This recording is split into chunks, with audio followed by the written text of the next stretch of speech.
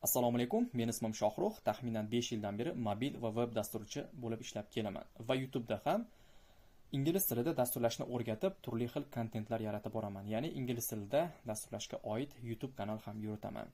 Oxirgi paytda o'ylab qoldim, O'zbekistonda ham IT sohasi ancha rivojlanib qoldi. Bunga talab kuchayapti. Yoshlar, yangi kirib kelayotganlar ham ancha ko'payib qoldi bu sohaga. Ishlayotganlar ham ko'p.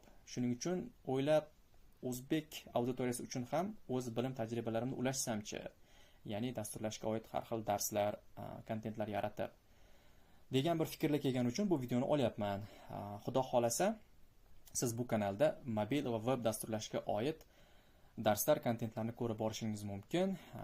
Men asosan Flutter frameworki va Dart va Python dasturlash tillari bo'yicha ko'proq ishlayman.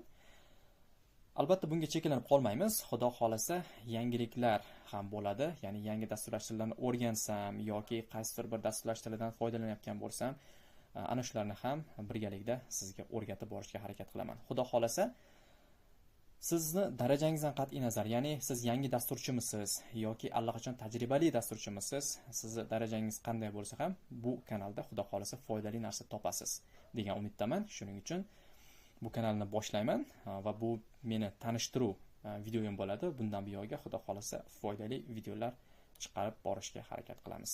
Salomat bo'ling. Agar sizga bu qiziq bo'lsa, foydali bo'lsa, albatta kanalga obuna bo'lishni ham unutmang.